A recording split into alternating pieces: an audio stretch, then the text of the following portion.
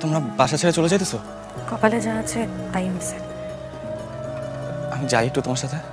না না, আম্মা দেখলে অনেক রাগ করবে। তোমরা অনেক দূরে দেখবে না, আমি যাই না তোমার সাথে একটু? তুমি অন্য একটা রিক্সা নিয়ে আসো। ছোঁয়া, আমি তোমাকে ভালোবাসি। তোমার এই বিপদে তোমাকে একটু হেল্প করতে পারতেছি না, একটু সাথে অন্তত যাই। যাই না প্লিজ? এই গ্রাম, এই বাড়ি ছেড়ে যেতে খুব কষ্ট হচ্ছে আমি। জাল দলিল বানিয়ে নিজের দাদা বাড়ি থেকে বের করে দিবে। যার বাপ নাই তার এই পৃথিবীতে কেউ না। আমি আছি তোমার সাথে ছোঁয়া, সবসময়। নিজেকে কখনো একা ভাববো না। কিন্তু আমার জীবনটা তো অনিশ্চিত হয়ে গেছে। আমার এই অনিশ্চিত জীবন আর কয়দিন থাকবে তুমি? যতদিন তোমার জীবন নিশ্চিত না হচ্ছে ততদিন, এবং তারপরেও। ছোঁয়া, ভালোবাসা মানে হচ্ছে জীবন সময় একজন একজনের পাশে থাকা। জানি না আবির, আমার না ভয় করছে। কিসের ভয়? আমি আছি না তোমার সাথে?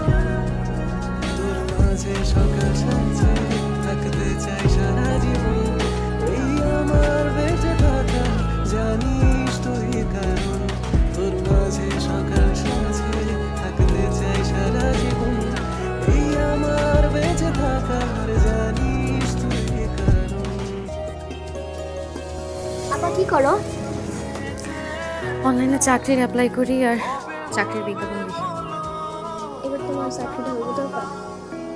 আল্লাহ কর যেন ভালো একটা চাকরি পাই। শুধু অনার্স পাশে কেউ নিতে চায় না, সবাই মাস্টার্স পাস চায়। তাও দেখি কি হয়। তুমি আমাদের জন্য কত কষ্ট করো আপা।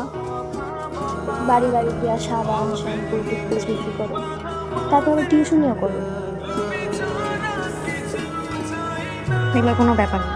আমার আব্বা আমার সব সময় বলে, তুই হচ্ছিস আমার ছেলে, তুই হচ্ছিস আমার মেয়ে। ইস, রোদে ঘুরতে ঘুরতে তোমার হাত পাগুলো একদম কালো হয়ে গেছে। আমি কত সুন্দর ছিলাম। আমি কালো হলে সমস্যা নেই, তুই ফর্সা থাক তাহলেই হবে। আর আমি তোকে সুন্দর দেখে ফর্সা ছেলের সাথে বিয়ে দিয়ে দেবো। জামাই, আবির একটা ফোন দিয়ে দেখো না। বলতেছি তো, ওই যে চলে আসছে।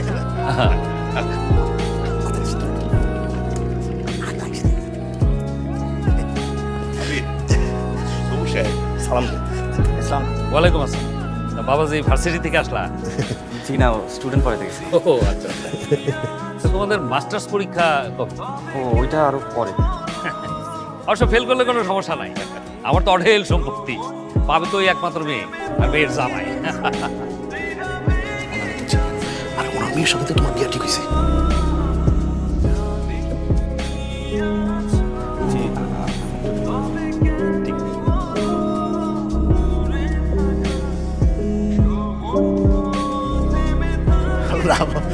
হয়েছে কি, ও একটু কথা কম বলে, ওই যারা বলে ইন্ট্রোভার্ট আর কি। তবে এইসব ছেলেরা কিন্তু জামাই হিসেবে খুবই ভালো হয়, সংসারী হয়। আমার ভাই কিন্তু রাখে। আরে না, ঠিক আছে। তাছাড়া হবু শ্বশুরের সাথে কি কথাবার্তা বলবো? কথা যদি বলতে হয় তো আমার মেয়ের সাথে বলবে। আমি তাহলে যাই ভাই, যা। কষ্ট পাইলেন আর কি? আরে কি বলে, কষ্ট তো দিয়ে গেলাম আপনাকে, বাকি কথা আমি পনিরের সাথে বলে দেবো। জি আচ্ছা, আসি তাইলে, আসো। চলো ভাই। আচ্ছা, কি হলো, তুমি খালি পায়ে হাঁটছো কেন? পায়ে কি হয়েছে? হ্যাঁ, ভাই কিছু হয় নাই, সমস্যা স্যান্ডেলের স্যান্ডেল ছিঁড়ে গেছে। না এটা পড়ো। না না, পরে তুমি বাসায় যাবে কি করে? আর বাবা, মুচির কাছে যেয়ে তোমারটা ঠিক করানো পর্যন্ত এটা পড়ো। যে গরম পড়ছে, তুমি এভাবে খালি পায়ে হাঁটলে তো পায়ের চামড়া ঝলসে যাবে। যার পরে জীবনটাই ঝলসা হয়ে গেছে, তার পা ঝলসে আর কি বাসা যায় বলো? আচ্ছা, কি হয়েছে? মানে আজকে আজকে হয়েছে কিছু? আমি আর কুলাইতে পারতেছি না, বিশ্বাস করো। সেলস রিপ্রেজেন্টেটিভের একটা চাকরি করি, কোনো ইনকামই হয় না। এইসব জিনিস বিক্রি করতে গেলে কেউ কিনতেও চায় না। ওটা আমার আর কথা শুনে দেয়। টিউশন করে কত টাকা ইনকাম হবে বলো? আমি তো আছি, তাই না? তুমি আমার কয়দিন দেখবা?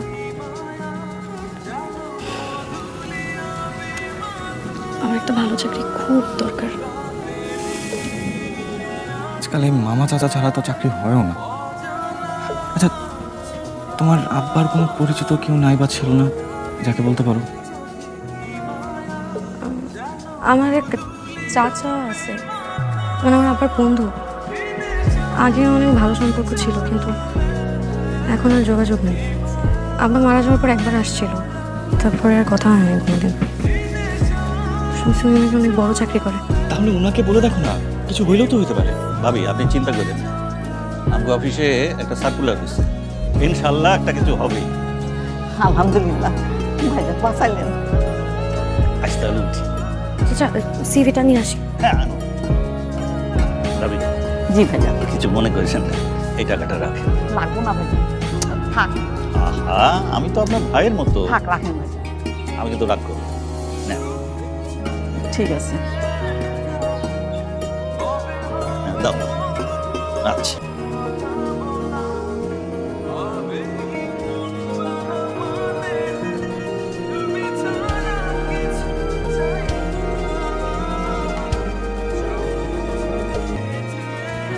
চাকরি হবে? হয়তো হবে, মন বলছে হবে না। আচ্ছা, তোমার বাসায় কি হচ্ছে বলো তো? বুঝলাম না, তুমি ইন্টারভিউ থেকে কই চলে গেলা? তোমার আপু আমাকে ফোন দিয়েছিল আজকে। তোমার নাম্বার কোথেকে পেলো? সবুজের কাছ থেকে জোগাড় করছে। আজকালকার যুগে নাম্বার জোগাড় করে কি কোনো বড় বিষয় নাকি? তো কি বললো? আমি আবিরের বড় বোন বলতেছি। আসসালামু আলাইকুম আপু। শোনো মাইয়া, আমরা আমাদের পছন্দের মেয়ের সাথে আবিরের বিয়ে দিতে চাই। তোমারে আমরা জীবন মাইনা নিব না। তুমি আবিরের জীবন থেকে সরে দাঁড়াও। তারপরও আবির যদি আমাদের ইচ্ছা বিরুদ্ধে যায় তোমার বিয়ে করে, তাহলে আমরা আবিরের টেস্ট করে দেবো। কথাটা ভালো মতো যেন মনে থাকে।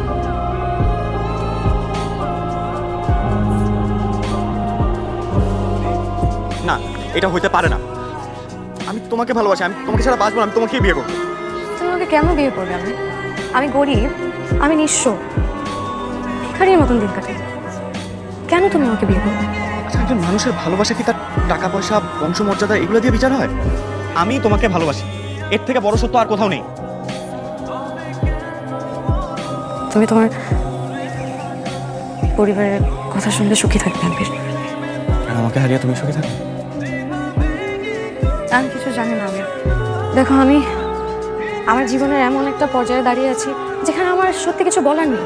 আমার পরিবারের বাইরে, আমার পরিবারকে নিয়ে বেঁচে থাকার বাইরে আমি আর কিছু চিন্তা করতে পারছি না। এখন বিশ্বাস করো। চল, কোথায়? আমরা এখনই বিয়ে করবো, চল। না, আমি সেটা হয় না। তুমি যদি এখন আমাকে বিয়ে করো, কয়দিন পর তোমাকে বাসা থেকে বের করে দেবে। তখন তোমার কি হবে? আমি এখন যে কষ্টটা করছি, সামনের দিনগুলোতে তোমার সেই কষ্টই করতে হবে। আর আমি এটা চাই না। আমার এখন একটা চাকরি খুব দরকার। একটা চাকরি পেলে আমি এখন প্রাণে বেঁচে যাই। একটা চাকরি আমার জন্য ততটাই জরুরি, ততটা বেঁচে থাকার জন্য মানুষের পানি খাওয়া জরুরি। বিশ্বাস করো। ইনশাআল্লাহ চাকরি হয়ে যাবে। আমার বিশ্বাস তোমার চাকরি হয়ে যাবে। আমারও বিশ্বাস আমার চাকরি হয়ে যাবে। দেখে নিও।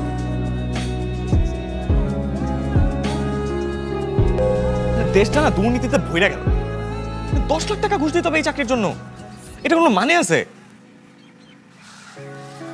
এত টাকা তুমি এখন কই পাবা? জানি না। জানো আবির, আমি না খুব ভালো ইন্টারভিউ দিয়েছিলাম। এত ভালো যে বোর্ডের সবাই খুশি হয়ে গেছিল। সবাই আমার অনেক প্রশংসা করছে। আমি তো ভাবছিলাম আমার চাকরিটা হয়েই যাবে। সেদিন রাতে আম্মা, ফিদা সবাই যে কি খুশি ছিলাম। আমাদের আর কোনো দুঃখ থাকবে না।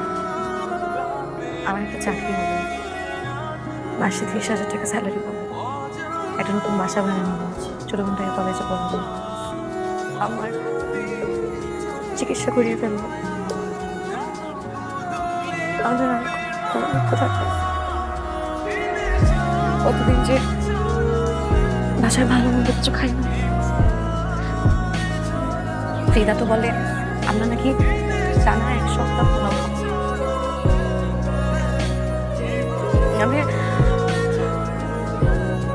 আমাদের যে স্বপ্ন ছিল এই চাকরিটা নিয়ে। চল, চল, প্লিজ কেঁদো না। চাকরি হবে, তুমি চাকরি পাবা, খালি বিশ্বাসটা রাখো।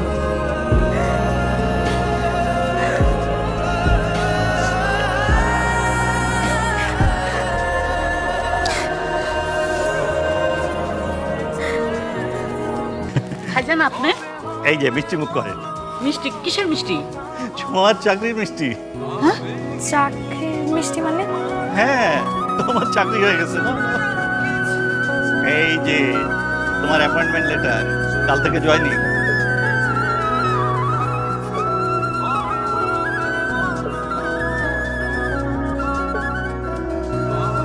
কি বলেন চাচা? আমি তো কিছুই বুঝতেছি না। তোমারও তো বুঝতে হবে না, আমি তদবির করছি না, এই জন্য চাকরি হয়ে গেছে। চাচা চাকরি কেমনে হইলো কোনো টাকা পয়সা ছাড়া? আহা, সেটা তোমাকে ভাবতে হবে না, চাকরি হয়েছে, কাল থেকে জয়েন করবা। সত্যি চাচা?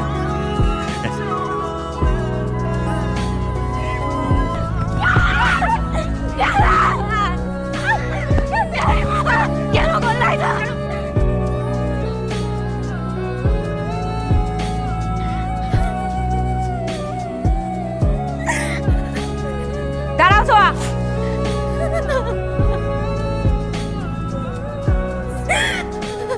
আমার ভাইরে কেন মারলা তুমি? কি কইছো আমার ভাই প্রতারক? আমার ভাই প্রতারক? আমার ভাই তোমার স্বপ্ন পূরণের লেগে এই বিয়েতে রাজি হয়েছে। শুধু তোমারে ভালো রাখার লেগে আমার ভাই এই বিয়েতে রাজি হয়েছে। কথাটা সারা জীবন মনে রাখো।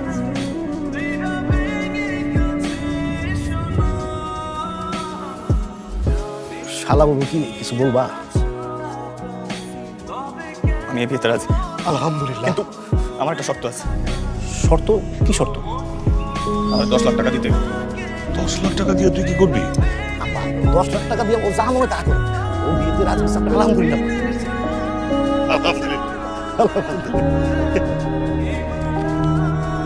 তুমি এই টাকাটা কেন দিতেছো? আপনারা তারা ঘুষ ছাড়া চাকরি দেন না, তাই না? এই নানা ঘুষের টাকা।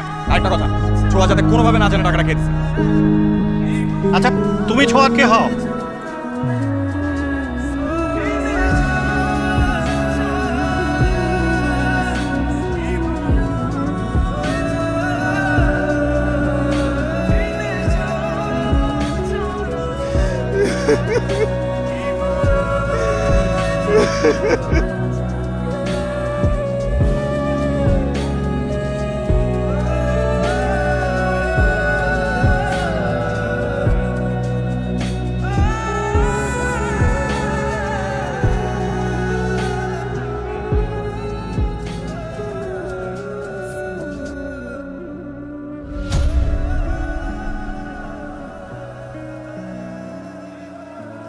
কথা শেষ করে জলদি আসবি, কোনো রকম সিন ক্রিয়েট করবি না। এমনিতেই পাত্র বাড়িতে যাইতে দেরি হয়ে গেছে, আমরা সব অপেক্ষা করতেছি, তাড়াতাড়ি আয়।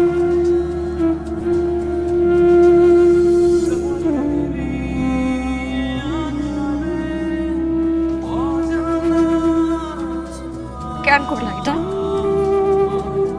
কেন করলা এটা? আমাকে চাইলে ঘৃণা করতে পারো, চিৎকার করে বলতে পারো যে আমি তোমার সাথে চিট করতে, কিন্তু বিশ্বাস করো এই ঘুষের 10 লাখ টাকা জোগাড় করার জন্য আমার নিজেকে বিক্রি করে দেওয়া ছাড়া কোনো উপায় ছিল না।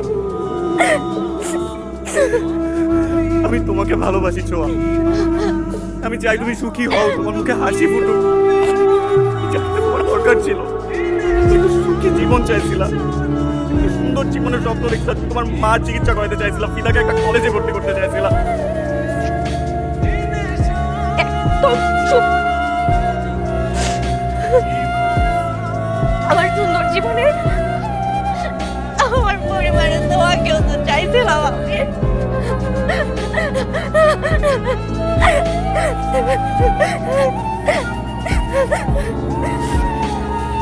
আমাদের পথ কাটে শেষ।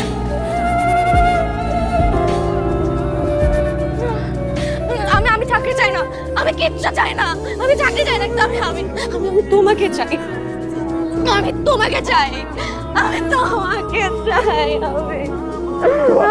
তোমাকে শক্ত হতে হবে, তোমার মার জন্য তোমাকে শক্ত হতে হবে, তোমার বোনের জন্য তোমাকে শক্ত হতে হবে।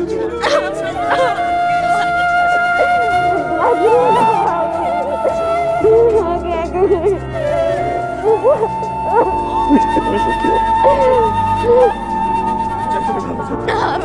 আমি তোমাকে ছাড়া বাঁচবো না। আমি একা হয়ে যাবো। আমি একা হয়ে যাবো।